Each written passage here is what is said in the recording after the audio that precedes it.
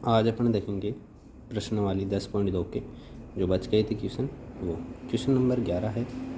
दर्शाइए कि सदिश 2i cap minus 3j cap plus 4k cap और माइनस में 4i cap plus 6j cap minus का 8k केप दोनों सदिश क्या है, संरेख है। तो सबसे पहले क्या करेंगे, संरेख के लिए ए वेक्टर एक सदिश माना जो कितना है 2i cap minus 3j cap plus 4k cap. B vector सदिश कितना है माइनस में 4i cap plus 6j cap minus 8k cap.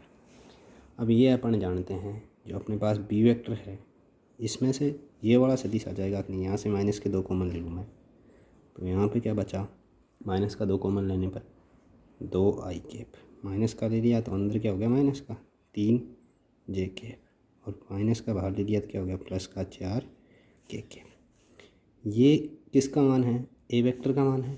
तो यहाँ से क्या हो गया बी वेक्टर बराबर माइनस में 2 ए वेक्टर।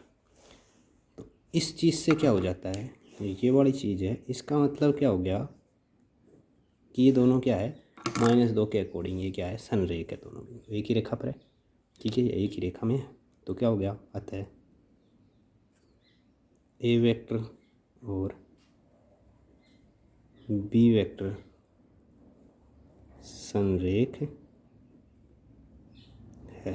ठीक है, अब आगे वाला क्वेश्चन अब देखते हैं।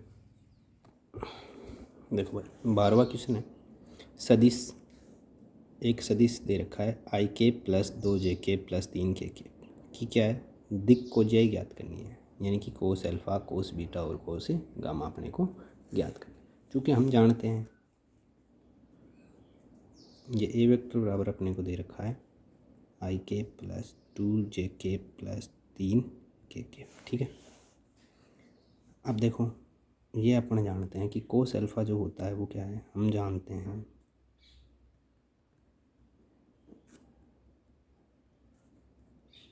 कोस अल्फ़ा बराबर होता है, ये a1 है, ये a2 है, ये a3 है, तो a1 अपॉन रूट में a1 का स्क्वायर प्लस a2 का स्क्वायर प्लस a3 का स्क्वायर। ठीक है, कोस बीटा बराबर क्या होता है a2 बटा वही चीज़ a1 का स्क्वायर a2 का स्क्वायर और a3 का स्क्वायर। ठीक है, फिर उसके बाद में कोस गामा ये क्या होता है a3 बटा a1 का स्क्वायर a2 का स्क्वायर और a3 का स्क्वायर।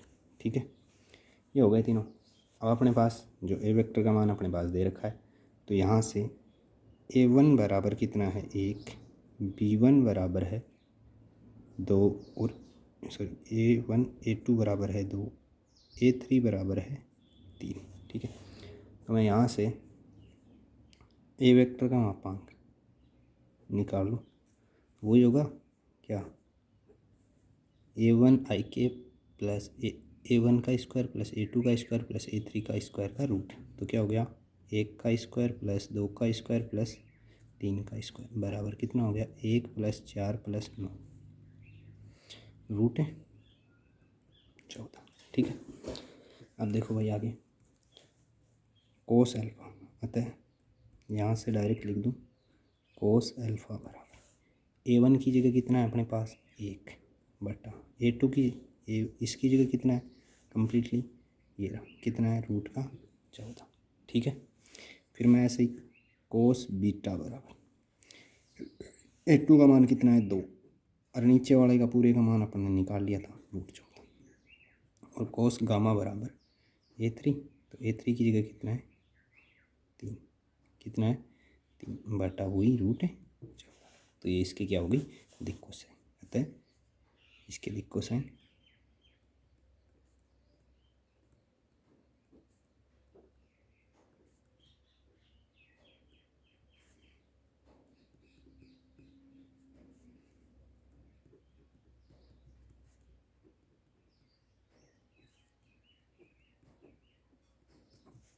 ठीक है।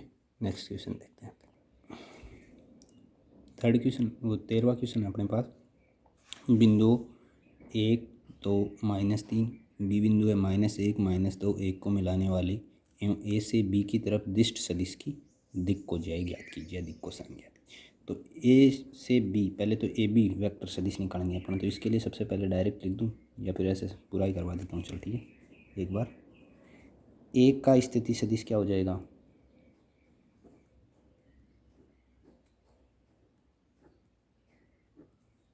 ओ ए वेक्टर मूल बिंदु से, तो क्या हो जाएगा जो है उसको ऐसे के ऐसे लिख दो, आई कैप जे कैप और के कैप के साथ। तो आई कैप प्लस 2 जे कैप -3 के कैप, ठीक है। फिर बी का स्थिति सदिश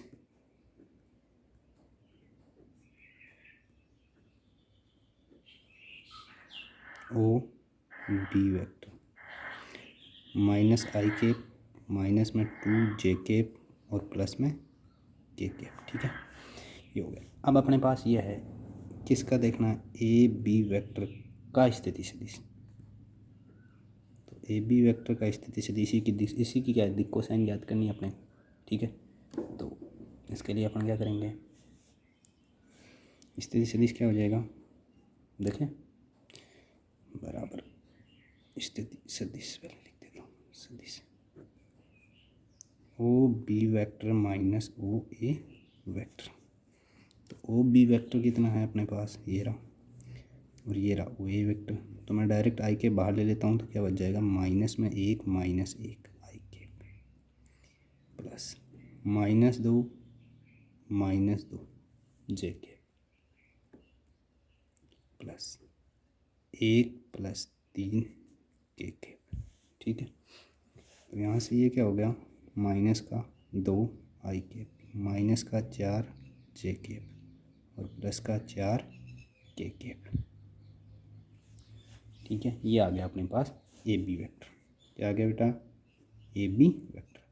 अब ए बी वेक्टर का मोड भी निकाल ले अपने को, क्योंकि कोसाइन में अभी ऊपर वाले में बताया था ये अपने को निकालना है। तो इसके लिए A1 का स्क्वायर प्लस A2 का स्क्वायर प्लस A3 का स्क्वायर का रूट अपने को निकालना है, मोड निकालना है एक प्रकार से ए बी वेक्टर का।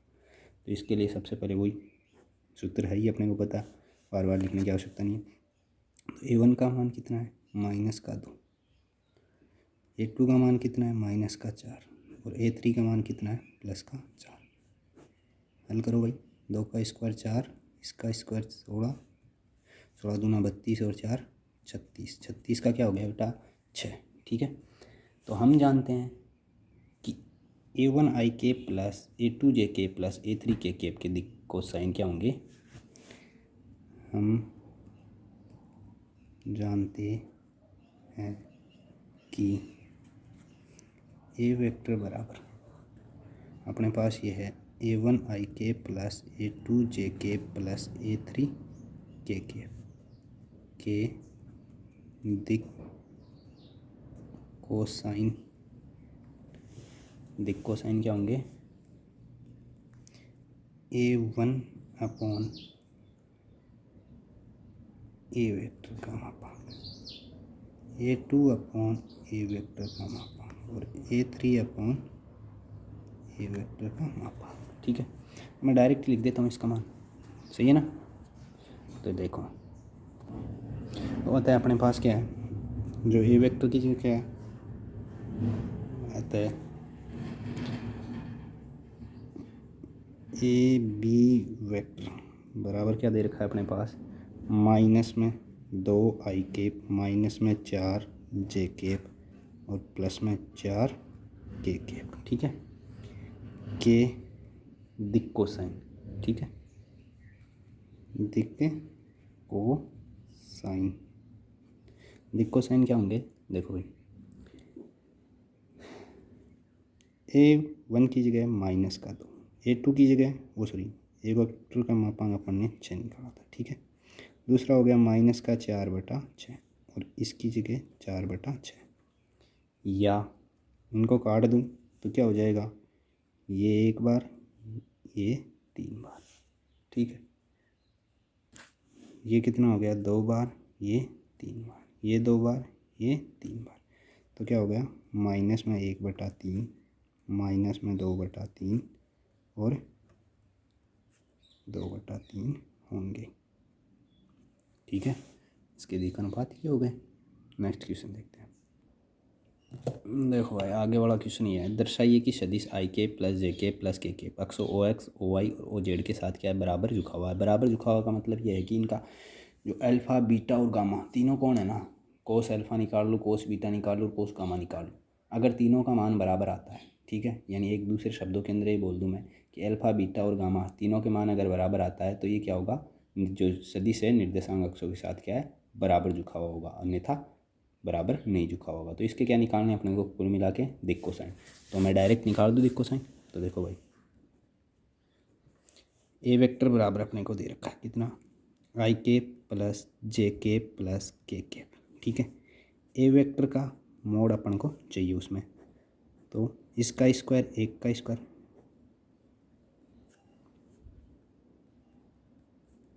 कितना हो गया, एक प्लस एक बराबर √3, ठीक है।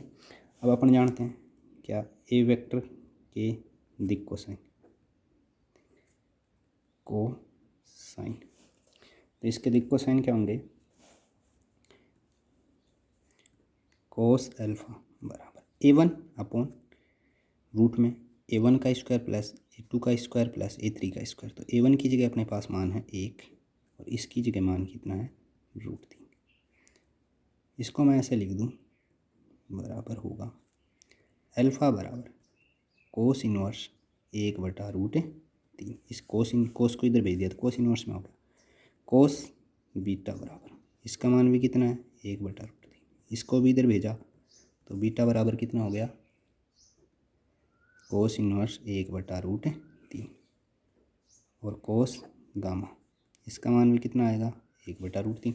ये तीनों का मान एक है, A1 A2 A3 का मान, ठीक है। तो यहाँ से भी गामा का मान भी कितना आ गया, कोस इनवर्स 1/√3, ठीक है। तो थीटा का मान अगर समान है तो ये क्या है, सदिश अक्षों निर्देशीय अक्षों के साथ क्या है, सम जो बराबर झुका हुआ होगा। तो इसका क्या है, आपने को सिद्ध करना था। अतः दिया हुआ सदिश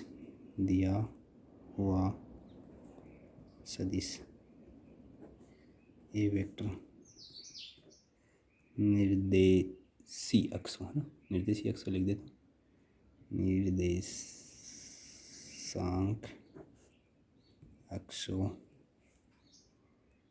के साथ बराबर झुका हुआ है, ठीक है, बराबर झुका हुआ है। अब देखो ये अपने को सिद्ध करना था, लास्ट में लिख देना HP, पीछे वाला क्वेश्चन में लिख देना अगर किसी में आया हो, मैंने भूल गया हूँ तो। आगे 15वां क्वेश्चन है, बिंदु P के निर्देशांक P है आई के प्लस 2 जे माइनस के और Q है आई माइनस में आई के प्लस जे प्लस के को मिलाने वाली रेखा को 2:1 में अंतः और बाह्य विभाजित करने वाले बिंदु R का स्थिति सदिश ज्ञात करना है अपने को, ठीक है। R का पोजीशन वेक्टर अपने को ज्ञात करना है। तो अपन जानते हैं अंतः बाह्य विभाजन वाले, अक्सर 10th में ही पढ़ा था, दो बिंदुओं को अंतः विभाजित करने वाली रेखा का जो भी है अंतः और बाह्य विभाजन वाले बिंदुओं को, ठीक है। तो यहाँ पर क्या आ गया, उस बिंदुओं की जगह सदिश आ गया, ठीक है। तो उस बिंदुओं की जगह क्या कर लेंगे, सदिश कर लेंगे, ठीक है। अब यहाँ पर मैं डायरेक्ट करवा रहा हूँ अंतः, तो पहला हो जाएगा, इसके लिए देखो m का मान कितना है 2 है, n का मान कितना है 1, m बराबर 2 n बराबर 1 जो अनुपात है, ठीक है। तो मैं यहाँ पे ऐसे मान लूँ, इसको डायरेक्ट लिख दूँ और p का स्थिति सदिश क्या हो जाएगा, पोजीशन वेक्टर o के सापेक्ष क्या हो जाएगा, ये हो जाएगा, और q का क्या हो जाएगा, ये हो जाएगा, क्योंकि o के सापेक्ष यानी 0 हो गया, तो मतलब नहीं रहता ना मूल बिंदु के साथ। तो ये क्या हो जाएगा, इसको मैं ऐसे लिख दूँ, बिंदु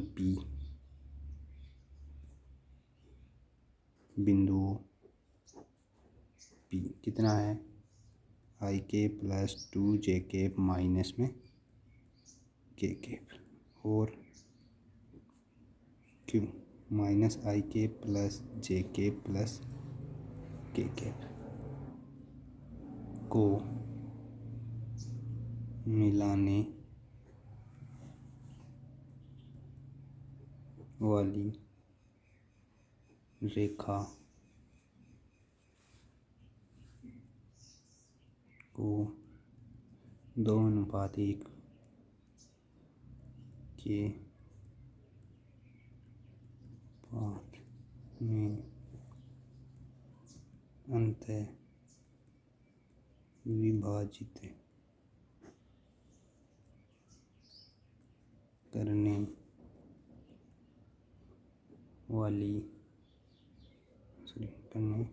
वाले बिंदु R के स्थिति सदिश क्या मान लिया अपन ने, वो क्या होगा, ओ आर वेक्टर बराबर सूत्र M O Q vector plus N O P vector बटा एम प्लस एन। तो ओ आर वेक्टर एम का मान कितना है, 2 है। क्यू का मान कितना है, ओ क्यू का माइनस का आई के प्लस जे के प्लस के प्लस एन का मान कितना है, 1 है। इसका मान कितना है, आई के 2 जे के माइनस में के 2 + 1, ठीक है। इसको मैं ऐसा लिख दूँ, जोड़ो भाई, ये इसके साथ गुणा हो जाएगा, इनको जोड़ दूँ डायरेक्ट तो कितना हो जाएगा, 2 × 2, 1 घट गया तो कितना बचा, माइनस का आई के प्लस 2 और प्लस 2 कितने हो गए, 4, कितने हो गए भाई, जे के 4 जे के। फिर आगे देखो, 2 थे, 1 कट गया, कितना बच गया, के बटा 2 और 1 3, चाहो तो अलग लिख दो और चाहो तो एक साथ लिख दो। तो 1/3 आई के प्लस 4/3 जे के प्लस 1/3 के। ये इसके जो अंतः विभाजित करने वाले बिंदु जो स्थिति है आर है, उसके स्थिति सदिश आ गए। अब इसका क्या देखेंगे अपन, बाई पुनः बाह्य विभाजित करने वाले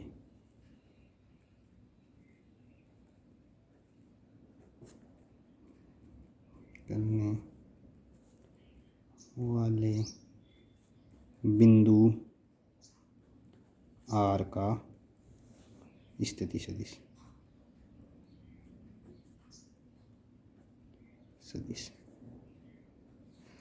तो ये वही हो जाएगा, मान लिया क्या है, ओ आर ही है, ठीक है। तो इसके लिए वही एम ओ क्यू वेक्टर, बस उस चिन्ह में इसमें बस इतना ही है फ़र्क, चिन्ह का फ़र्क है। बाह्य विभाजन में माइनस आ जाता है, अंत विभाजन में क्या आता है, प्लस आता है, ठीक है। तो भाई देखो, ओ आर वेक्टर बराबर एम की जगह वही 2, क्यू की जगह आई के प्लस जे के प्लस के और -1, इसकी जगह भी वही आई के प्लस 2 जे के माइनस के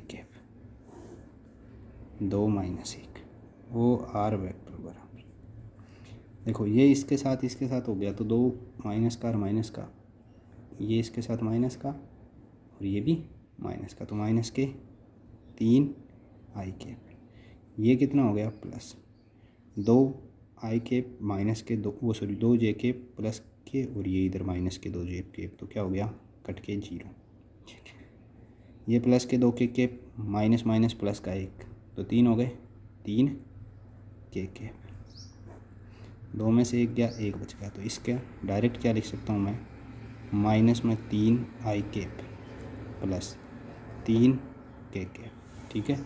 तो इसके ये स्थिति सदिश हो गए, ठीक है बेटा। नेक्स्ट क्वेश्चन देखते हैं। देखो भाई 16वां क्वेश्चन है, 2 बिंदुओं P है 2 3 4, Q है 4 1 -2 को मिलाने वाले सदिश का मध्य बिंदु सदिश ज्ञात करना है। एक प्रकार से मध्य बिंदु ज्ञात करना है। तो ये सदिशों के अंदर है, तो इसका मध्य बिंदु भी क्या होगा, सदिश में होगा। तो पहले नॉर्मल अपन ऐसे इसका मध्य बिंदु निकाल ले PQ का। तो P कितना है अपने पास, P है 2 3 और 4, Q है अपने पास 4 1 और -2, ठीक है। तो PQ का मध्य बिंदु क्या हो जाएगा बेटा, मध्य बिंदु का सूत्र पता है क्या किसी को? 10th क्लास में भी था, 11th क्लास में भी पढ़ा है। क्या होगा? x1 plus x2/2, y1 plus y2/2, z1 plus z2/2। ठीक है, तो यहाँ से क्या हो जाएगा बताओ भाई? x1 का मान कितना है? 2, 4, तो 2 + 4/2, 3 + 1/2 और 4 - 2/2। बताओ भाई कितना हो गया? 4 और 2 6, 6 में 2 का भाग लिया, कितना आया? 3, फिर 2 और फिर 1। तो पी क्यू के क्या हो गए? जो मध्य बिंदु है वो क्या हो गया? का मध्य बिंदु कितना हो गया? 3, 2 और 1 होंगे। तो इसका जो पी क्यू को मिलाने वाली रेखा का मध्य बिंदु सदिश क्या हो जाएगा? पी क्यू, अतः पी क्यू को मिलाने वाले सदिश का मध्य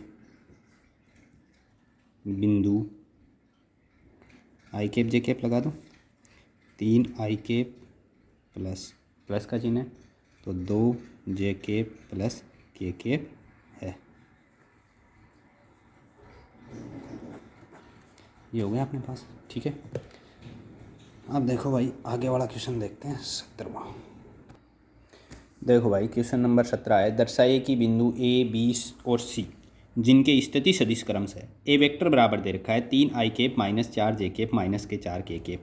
बी वेक्टर बराबर दे रखा है 2 आई कैप माइनस जे कैप प्लस के कैप। और सी वेक्टर बराबर दे रखा है आई कैप माइनस 3 जे कैप माइनस 5 के कैप है। एक समकोण त्रिभुज के शीर्षों का निर्माण करते हैं। हम जानते हैं समकोण त्रिभुज कोई भी होगा तो उसके जो शीर्षों से क्या निकालेंगे अपन? कर्ण स्क्वायर बराबर क्या होता है? आधार स्क्वायर प्लस लंब स्क्वायर। तो इसकी सबसे पहले ए बी निकाल लूँ, वेक्टर निकाल लूँ, सदिश बी सी निकाल लूँ और सी ए या ए सी निकाल लूँ। ठीक है, तो ये तीनों निकाल लूँ और इनमें से किन्हीं इनका क्या है जो परिमाण निकालूँ और उनका वर्ग कर दूँ। अगर वो दो का वर्गों का योग क्या है? तीसरे के बराबर है। ठीक है, तो वो क्या हो जाएगा? समकोण त्रिभुज के शीर्षों का निर्माण करेंगे। ठीक है, तो इसके लिए अपन क्या करें, यानी कि सिद्ध क्या करना है? फिर याद कर लो, कर्ण स्क्वायर बराबर लंब स्क्वायर प्लस आधार स्क्वायर या आधार स्क्वायर प्लस लंब स्क्वायर। तो सबसे पहले अपन निकाल ले A B vector. A B vector निकालने के लिए मैंने पहले ही बताया, जब ऐसे निकालते हैं ए और बी अपने पास हो तो पीछे वाले को पहले लिखते हैं, बी वेक्टर माइनस ए वेक्टर। तो बी वेक्टर का मान कितना है बताओ भाई? 2 और ए वेक्टर का 3, तो 2 - 3 आई कैप प्लस जे कैप का मान बताओ? -1 माइनस के 4 और ये किसके हो गए? प्लस के। किसके हो गए भाई? माइनस के ना, तो माइनस माइनस प्लस के। ठीक है, जे कैप, फिर उसके बाद में प्लस 1 माइनस माइनस वही प्लस 4 के कैप। तो बताओ भाई कितना हो गया? 2 में से 3 गई तो क्या बच गया? माइनस का आई कैप प्लस का 3 जे कैप और प्लस का 5 के कैप। ये हो गया ए बी वेक्टर। मैं इसका मोड निकाल लूँ, मापांक। ठीक है, मोड कर दूँ तो क्या हो जाएगा? जानते हैं सब, a1 का स्क्वायर प्लस a2 का स्क्वायर प्लस a3 का स्क्वायर। तो a1 की जगह कितना है? -1 का स्क्वायर प्लस 3 का स्क्वायर प्लस 5 का स्क्वायर। ठीक है, -1 का स्क्वायर 1, 3 का स्क्वायर 9 और 5 का स्क्वायर 25। तो कितना हो गया बताओ रे? 25 और 9 34, 34 और 1 35। तो कितना आ गया? √35। इसको मैं ऐसे लिख दूँ, ए बी वेक्टर के मापांक का वर्ग कर दूँ तो कितना हो गया? 35। ठीक है, तो ये हो गया समीकरण 1। ठीक है, अब अपन निकाल लें बी सी वेक्टर। तो बी सी वेक्टर के लिए क्या होगा? C vector minus B vector. A vector B vector C vector के मान अपने को दिए हुए थे इसलिए नहीं लिखा मैंने। ठीक है, तो सी वेक्टर का कितना है? 1 - 2 आई कैप प्लस -3 और ये माइनस माइनस प्लस का 1 जे के प्लस माइनस के 5 और ये माइनस का 1 के।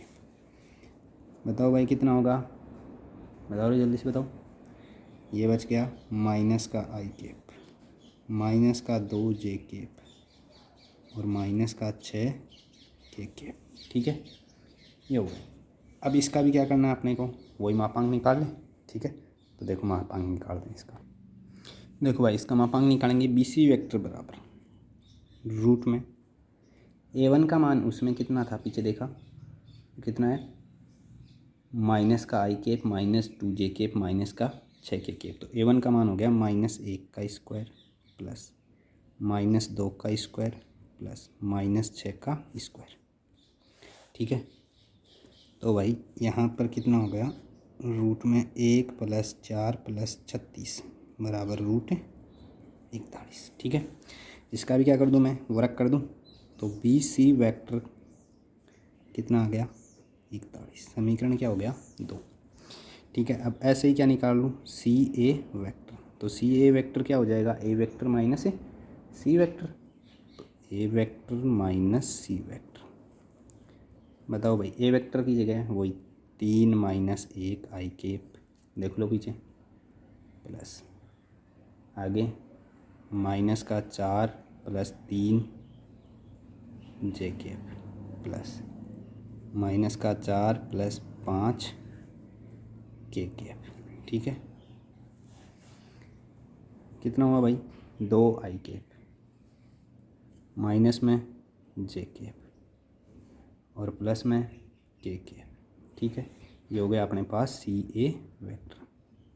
इसका मोड करें तो सी ए वेक्टर का मोड हो गया अपने पास 2 का स्क्वायर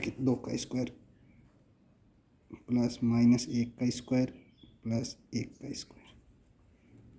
बताओ भाई 2 का स्क्वायर 4 + 1 + 1, तो कितना हो गया भाई रूट 6। ठीक है, इसका भी क्या कर दूं मैं, वर्क कर दूं, तो कितना हो गया 6। अब लिख दो यहाँ पे समीकरण 1, 2 तथा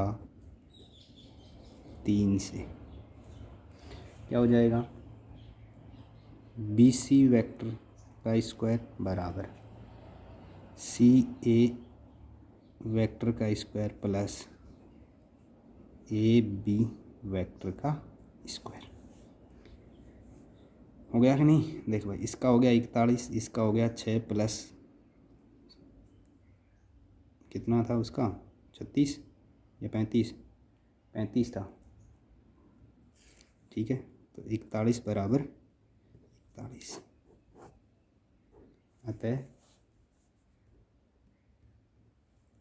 दिया गया त्रिभुज एक समकोण त्रिभुज है, या समकोण त्रिभुज के दिए गए बिंदु क्या है, समकोण त्रिभुज के शीर्षों का निर्माण करते हैं। अतः दिए गए बिंदु समकोण त्रिभुज के शीर्षों का निर्माण करते हैं। नीति सीधा। ठीक है, आगे 18वां क्वेश्चन देखते हैं। देखो भाई 18वां क्वेश्चन है, त्रिभुज ए बी सी आकृति 10.8 ये है अपने पास, जो आकृति 10.18।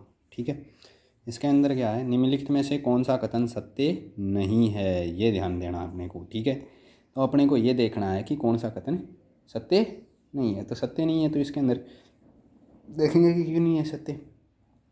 ठीक है, तो ये सत्य है क्या, सत्य है क्या, देखो ये दे रखा है A B vector plus A B vector, इसको जोड़ूँ, बी सी को जोड़ूँ और सी ए को जोड़ूँ, तो क्या आता है अपने पास 0 आता है। क्या ये बात सत्य है क्या, ये बात सत्य है। ठीक है, अब देखते हैं आगे, A B vector plus B C vector, A B vector plus B C vector को इसमें से क्या कर दूँ मैं, ये ए सी वेक्टर घटा दूँ, तो क्या आ जाएगा अपने पास ज़ीरो, ये बात भी सत्य है। अपने पास इसके अंदर डायरेक्ट ये बात करें अपने तो ये भी लिख सकते हैं इसको, ये जो ये वाला है ना सी ए, ठीक है। जैसे फिर उसके बाद में ये देखो A B vector plus B C vector, A B vector plus B C vector minus कर दूँ सी ए वेक्टर, इधर से इसको घटा दूँ तो क्या जीरो आता है क्या? नहीं आता। क्यों नहीं आता? क्योंकि जीरो जब आएगा जब इसमें से मैं ए सी घटाऊँगा, ठीक है। तो ये वाला क्या है? सत्य नहीं है। तो इसके लिए लिख देना सी सत्य नहीं है, क्योंकि सदिश के योगफल से, सदिश के योगफल से A B vector plus A B vector plus B C vector बराबर होगा ए सी वेक्टर के, ना कि सी ए वेक्टर के, ठीक है। तो इस कारण से क्या होगा? सी सत्य नहीं होगा, ठीक है। अब लास्ट और फाइनल क्वेश्चन है 19वां, वो भी देख लेते हैं। देखो भाई, लास्ट और फाइनल क्वेश्चन 19वां है। यदि ए वेक्टर और बी वेक्टर को दो संरेख सदिश ले लें, संरेख यानी एक ही रेखा में, तो निम्नलिखित में से कौन सा कथन सही, फिर क्या आ गया? नहीं है। वापस क्या आ गया? सही नहीं है, ये ध्यान रखना। तो यहाँ पर क्या होगा? बी वेक्टर बराबर लैम्बडा ऑफ ए वेक्टर, किसी अदिश के लिए ये क्या है? सही है। ए वेक्टर बराबर प्लस माइनस में बी वेक्टर भी हो सकता है, सही बात है, ठीक है, संरेख है। तो ए वेक्टर और बी वेक्टर के क्रमागत घटक समानुपाती हो सकते हैं, समानुपाती नहीं हो सकते, ठीक है। तो ये भी सही है। अब देखो, दो सदिशों ए वेक्टर तथा बी वेक्टर की दिशा समान है, परंतु क्या है? परिमाण विभिन्न है। तो इसमें क्या है, जब दो सदिश जब संरेख होते हैं तो संरेख सदिशों के परिमाण भी क्या हो सकते हैं? समान हो सकते हैं। तो सत्य नहीं है। कौन सा है? डी, डी सत्य नहीं है, क्योंकि संरेख सदिशों के परिमाण समान हो सकते हैं, ठीक है बेटा। तो ये कंप्लीट हो गई। अब नेक्स्ट क्लास में अपना देखेंगे 10.3, ठीक है। सदिशों का गुणनफल क्या होता है, सदिशों का अदिश गुणनफल, सदिश गुणनफल, ठीक है।